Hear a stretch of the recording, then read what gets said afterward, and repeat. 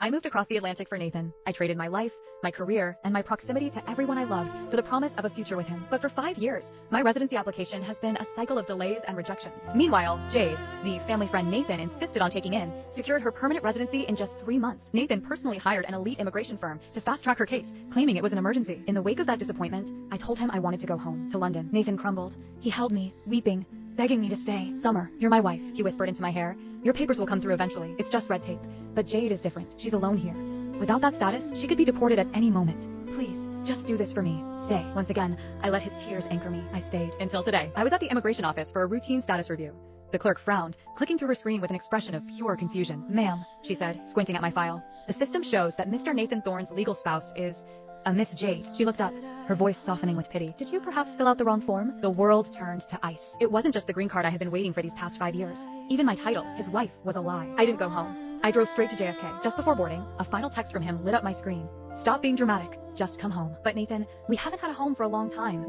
The clerk watched me, waiting for a response. When I didn't speak, she cleared her throat and repeated herself. "Ma'am, you might want to double-check your records." I snapped back to reality and pulled the paperwork across the desk.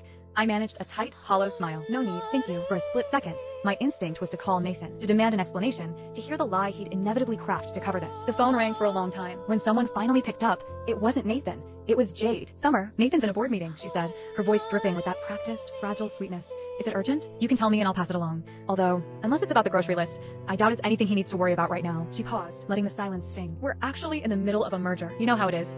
You probably shouldn't bother him with domestic stuff while he's working." I couldn't find my voice. The irony was a physical weight in my chest. In the background, I heard Nathan's muffled voice. "Who is it?" Jade chuckled softly. "No one, honey. Just a telemarketer. Go back to the contract." The line went dead. I stared at the black screen of my phone until a single tear splashed onto the glass. Then, I started to laugh. A bitter, jagged sound. Looking back, I shouldn't have been surprised. Nathan and Jade had grown up together.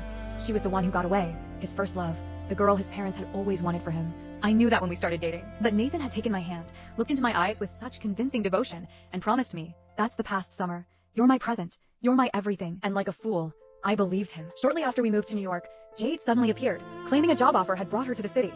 Nathan was frantic about her safety. "She's a young woman alone in a strange city, Summer. I wouldn't sleep knowing she was in some sketchy apartment.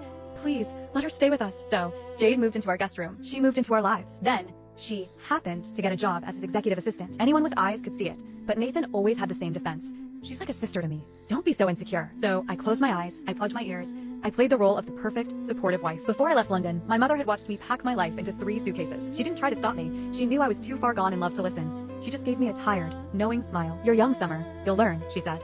"A woman who lives on an allowance lives on a leash. The moment he decides to stop feeding you, you'll realize you have nothing of your own. Being a housewife is a dangerous gamble," she warned. "And the house always wins."